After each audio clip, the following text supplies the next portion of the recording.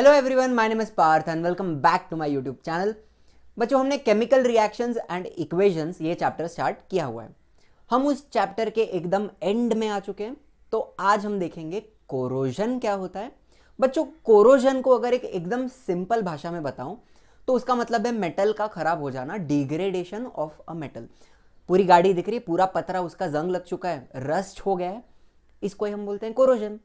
तो कोरोजन में हम आज देखेंगे रस्टिंग ऑफ आयन। ये रस्टिंग ऑफ आयन में कौन से रिएक्शंस होते हैं, क्या प्रोसेस होती है, क्या मैकेनिज्म है, ये सारी चीजें देखने वाले हैं। बच्चों, पूरा वीडियो देखना काफी ज्यादा इंपॉर्टेंट है। एंड हम देखेंगे रैंसिडिटी क्या होती है। रैंसिडिटी मतलब फैट का, ऑयल का, घी का खराब हो जाना। तो वो भी कैसे होता है, ये सारी चीजें हम देखने वाले हैं। If you are new to the channel, subscribe कर देना, शेयर करना इस वीडियो को, लाइक भी करना बच्चों। तो चलिए शुरू करते हैं।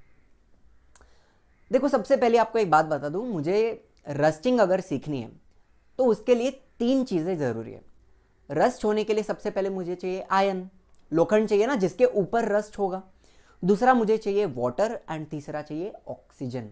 ठीक है, वाटर एंड ऑक्सीजन ये दोनों होने ही चाहिए। इनमें से अगर कोई भी एक चीज़ चली गई तो रस्टिंग होगी नहीं। ठीक है, क्या क्या चाहिए मुझे? Oxygen and water. तो ये प्रूव करने के लिए मैंने एक छोटा सा एक्सपेरिमेंट किया। मैंने लिया टेस्ट ट्यूब नंबर 1। इसमें मैंने डाला बॉइल्ड वाटर। देखो, बॉइल्ड वाटर आ गया। अभी वाटर को बॉईल क्यों किया, उसके पीछे का एक छोटा सा रीजन है। जब भी आप वाटर को बॉईल करते हो उसके अंदर की सारी गैसेस बाहर आ जाती हैं। तो जब मैंने पानी को बॉईल किया तो उसके अंदर का जो ऑक्सीजन है, डिजॉल्व्ड ऑक्सीजन, वो बाहर आ गया होगा, बराबर है। एंड फिर इस बॉइल्ड वाटर के ऊपर मैंने एक छोटा सा ऑयल का लेयर डाला है। ऑयल का लेयर क्यों डाला? सो दैट एटमॉस्फेरिक जो ऑक्सीजन है वो वापस पानी के अंदर ना जाए। ठीक है, तो हमने पानी के अंदर का सारा ऑक्सीजन बॉईल करके बाहर निकाल दिया। फिर मैंने इसके अंदर डाला एक नेल एंड इसको मैंने फ्यू वीक्स के लिए, कुछ हफ्तों के लिए रख दिया। तो मुझे क्या पता चला? This nail rust very slightly, एकदम स्लाइटली रस्ट हुआ। एक्चुअली रस्ट नहीं होना चाहिए था, लेकिन थोड़ा सा हुआ, जस्ट बिकॉज वो जो बॉइल्ड वाटर है ना, उसमें कहीं पे थोड़ा ऑक्सीजन रह गया होगा। आप कंप्लीटली ऑक्सीजन को नहीं निकाल सकते। ठीक है, थोड़ा सा कहीं पे पानी में ऑक्सीजन रह गया है, that is why nail will rust very slightly, एकदम स्लाइट। तो मैंने लिया टेस्ट ट्यूब नंबर 2। इसके अंदर मैंने डाला सॉल्ट वाटर, ठीक है, नमकीन पानी, और उसमें मैंने डाला नेल। इसको भी कुछ हफ्तों के लिए, फ्यू वीक्स के लिए मैंने साइड में रख दिया। तो मैंने ऑब्जर्व किया nail rust very fast, it rust quickly. Salt water में अगर आप कोई भी मेटल को रखते हो तो उसका खराब होना, जो रस्टिंग का पूरा प्रोसेस है, रिएक्शन है, वो बहुत ज़्यादा फास्ट हो जाएगा। ठीक है, सॉल्ट वाटर में रस्ट ईजिली होगा। तीसरा मैंने टेस्ट ट्यूब लिया, उसमें मैंने कुछ नहीं डाला, ओनली एयर, एंड उसमें मैंने नेल रख दिया। इसको भी फ्यू वीक्स के लिए रखने के बाद क्या पता चला? Nail rust slowly. क्यों हुआ ऐसा? बिकॉज जो एयर था उसमें ऑक्सीजन तो है ही एंड मॉइस्चर भी है, वाटर वेपर होगा, तो धीरे धीरे धीरे नेल रस्ट होना स्टार्ट होगा। सिंपल प्रोसेस है। एंड फोर्थ टेस्ट ट्यूब में देखिए मैंने लिया एनहाइड्रस कैल्शियम क्लोराइड, CaCl2। बच्चों, ये देखो मैंने डाल दिया एनहाइड्रस कैल्शियम क्लोराइड। ये भाई साहब क्या करते हैं पता है? मॉइस्चर को एब्जॉर्ब कर लेते हैं, चूस लेते हैं, खींच लेते हैं। ठीक है, मॉइस्चर एब्जॉर्ब करने वाला ये। तो मैंने इसमें नेल डाला और ऊपर से मैंने बूच लगा दिया, सो दैट बाहर का कुछ भी मॉइस्चर है वो टेस्ट ट्यूब के अंदर ना आए। तो जितना भी टेस्ट ट्यूब के अंदर मॉइस्चर था, H2O, वो सारा कैल्शियम क्लोराइड ने खींच लिया।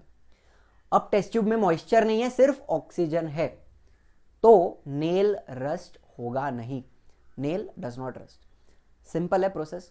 तो पूरे रिएक्शन का, पूरे जो हमने एक्सपेरिमेंट किया, उसका पॉइंट क्या था बोलने का?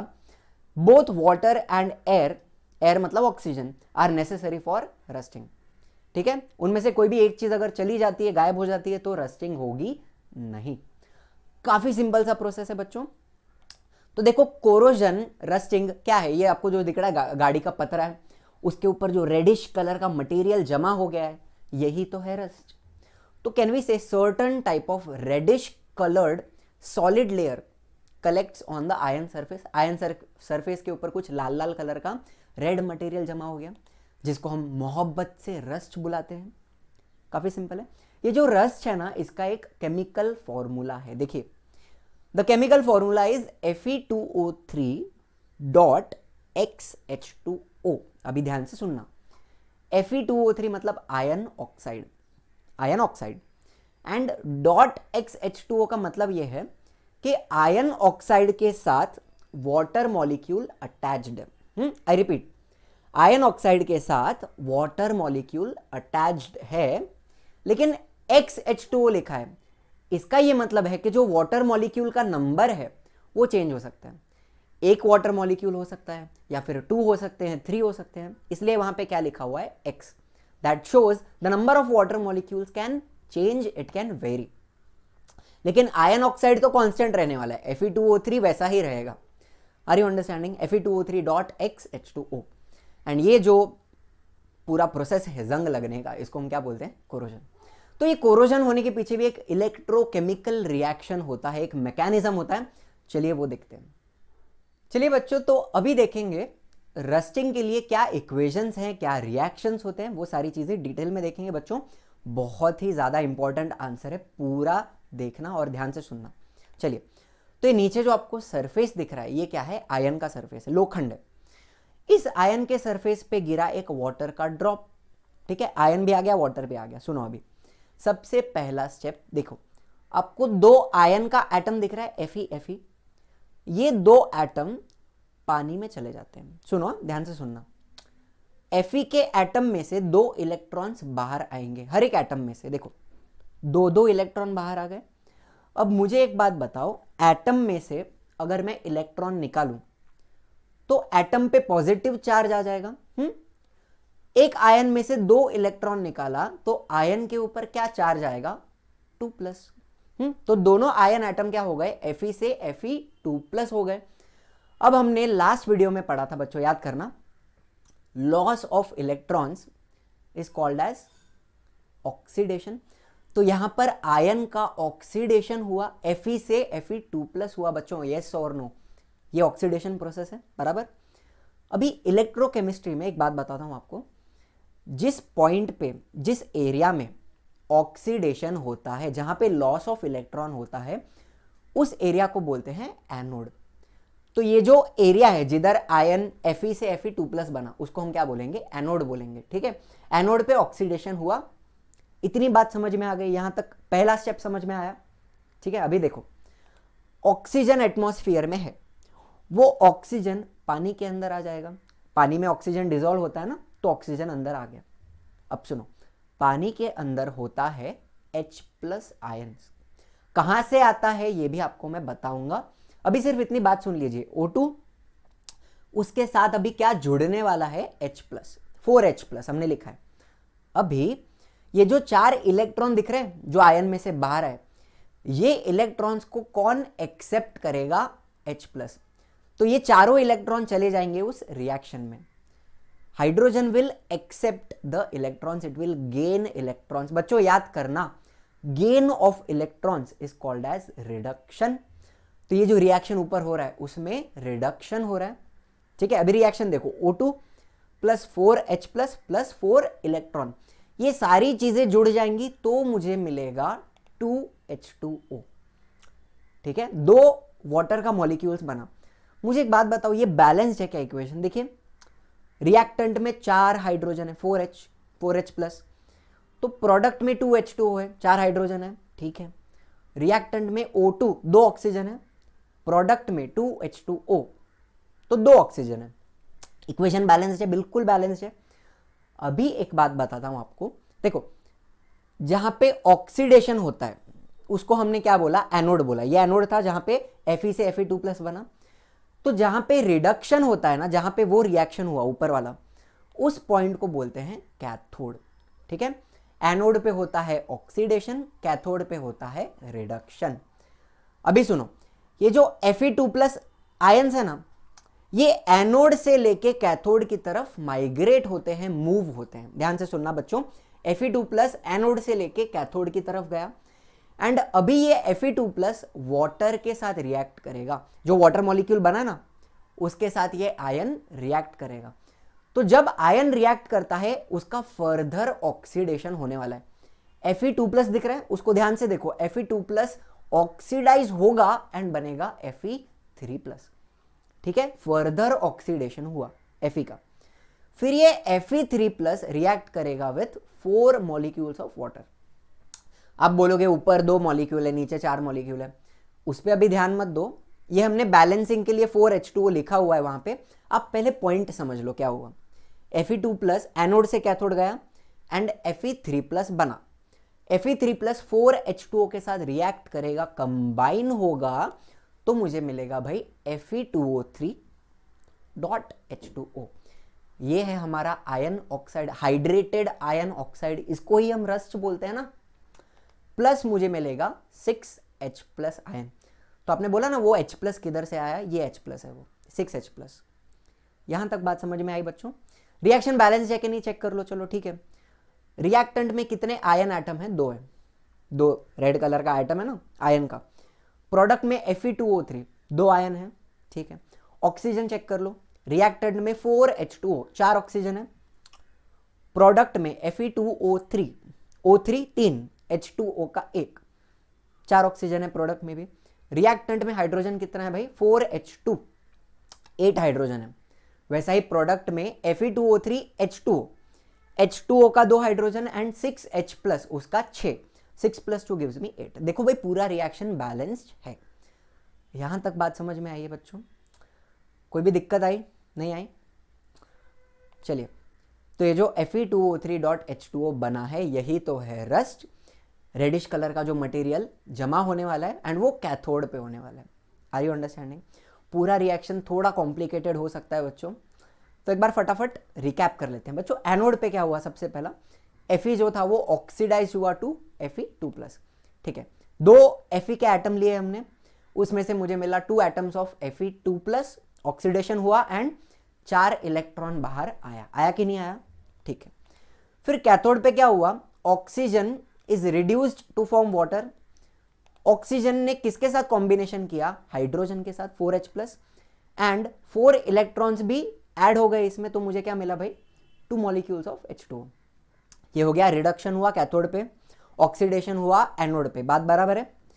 फिर मुझे एक बात बताओ, Fe2+ एनोड से कैथोड की तरफ गया तो उसका फर्दर ऑक्सीडेशन हुआ to Fe3+। Are you understanding? फिर ये Fe3+, 2 एटम ऑफ Fe3+, इन्होंने किसके साथ रिएक्ट किया? 4 मॉलिक्यूल्स ऑफ H2O, तो मुझे मिला Fe2O3.H2O एंड 6H+। ये था हमारा फाइनल रिएक्शन। इसमें ये जो Fe2O3 है वो क्या है? रस्ट है। पूरी बात समझ में आई है बच्चों? नहीं आई है तो थोड़ा सा रिवाइंड करके देख लो। ठीक है, चलिए आगे जाते हैं। चलिए बच्चों, तो भारी भरकम खतरनाक टॉपिक हो गया रहेगा, तो थोड़ा सा इजी टॉपिक देख लेते हैं। रैंसिडिटी। रैंसिडिटी का मतलब हमने ऑलरेडी पढ़ा। रैंसिडिटी मतलब फैट्स का, ऑयल का, घी का खराब हो जाना। क्या होता है देखो इसमें, समझो ये घी था जो मैंने बहुत टाइम के लिए बाहर छोड़ दिया, तो घी के अंदर जो फैट्स हैं, घी के अंदर क्या है? फैट्स। ये फैट्स ऑक्सीडाइज होंगे। अभी एयर में तो ऑक्सीजन है, तो because of the atmospheric oxygen इसके अंदर का फैट्स क्या होगा? ऑक्सीडाइज होगा। ऑक्सीडेशन मतलब ब्रेकडाउन, तो फैट्स का ब्रेकडाउन होगा, तो ये घी खराब हो गया, उसमें से बास आने लगेगी, उसका टेस्ट चेंज हो जाएगा। Are you understanding? तो यहां पे क्या हुआ, हम क्या लिखेंगे देखो, व्हेन ऑयल और ghee it is left aside for a very long time, it undergoes air oxidation. हवा का जो ऑक्सीजन है वो उसके साथ कंबाइन होगा एंड एयर ऑक्सीडेशन होगा एंड इट बिकम्स रैंसिड, मतलब उसमें से भाई बास आने वाली है। ठीक है, तो देखो बच्चों, if food is cooked in such oil, taste will also change. Food भी खराब टेस्ट करेगा, फूड में से भी बास आ सकती है, ये सारी चीजें हो सकती है। तो कैन वी प्रिवेंट रैंसिडिटी? क्या हम इसको स्टॉप कर सकते हैं? क्या हम इस ऑक्सीडेशन को स्टॉप कर सकते हैं? बिल्कुल कर सकते हैं। देखिए बच्चों, आप बाहर से मार्केट से कोई भी अगर प्रोडक्ट खरीदते हो जिसमें ऑयल या घी यूज किया हुआ है, तो उसके इंग्रेडिएंट्स में देखना बच्चों, आपको कुछ स्पेसिफिक केमिकल्स, कुछ प्रिजर्वेटिव्स मिलेंगे। ध्यान से सुनना। Rancidity in the food stuff cooked in oil और ghee, it is prevented by using antioxidant. अभी यहां पे जो इंग्रेडिएंट दिख रहा है इसमें देखिए एस्कॉर्बिक एसिड लिखा है, सिट्रिक एसिड लिखा है, विटामिन सी, एस्कॉर्बिक एसिड होता है विटामिन सी। तो ऐसा कुछ प्रिजर्वेटिव्स यूज किया जाता है, इन केमिकल्स को यूज किया जाता है जो ऑक्सीडेशन को स्टॉप करते हैं। Such preservatives are called as antioxidant. देखो ना नाम में लिखा है एंटीऑक्सीडेंट, मतलब क्या करेगा, वो ऑक्सीडेशन को स्टॉप करेगा, प्रिवेंट करेगा। ठीक है बच्चों, फूड स्टफ में क्या ऐड होगा, एंटीऑक्सीडेंट। तो वैसे ही समझ लो हमने लिया है चिप्स का पैकेट। अब ये जो चिप्स हैं ये भी ऑयल में फ्राइड होते हैं ना, तो भी खराब हो सकते हैं। अभी हमें पता है कि चिप्स के पैकेट में हवा भरा हुआ है ना, चिप्स इतना सा होता है लेकिन पूरा अंदर हवा हवा होता है। एक्चुअली वो हवा नहीं है, it is not air, it is nitrogen. पूरा जो चिप का पैकेट है ना अंदर नाइट्रोजन भरा हुआ है, जो क्या करता है, ऑक्सीडेशन होने नहीं देता। तो can we also say the process of oxidation reaction of the food stuff can be slowed down और it can be prevented by storing it in a airtight container. Chips का जो पैकेट है वो airtight तो है, plus उसके अंदर oxygen नहीं है, नाइट्रोजन डाल दिया है। Are you understanding? तो ये सारी चीजें थी रैंसिडिटी के बारे में। सिंपल भाषा में रैंसिडिटी मतलब क्या, फैट का ऑक्सीडेशन। सिंपल। चलिए, तो ये हो गई सारी रस्टिंग की बातें, रैंसिडिटी की बातें। आई होप आपको मैकेनिज्म जो था रस्टिंग का वो समझ में आया है, आयरन ऑक्साइड कैसे बना वो समझ में आया है बच्चों। अगर आपको सच में मज़ा आया तो भाई लाइक कर देना इस वीडियो को, शेयर करना, सब्सक्राइब कर देना मेरे चैनल को। और यहाँ होता है हमारा केमिकल रिएक्शंस एंड इक्वेशंस, ये चैप्टर समाप्त। And as usual, thank you very much.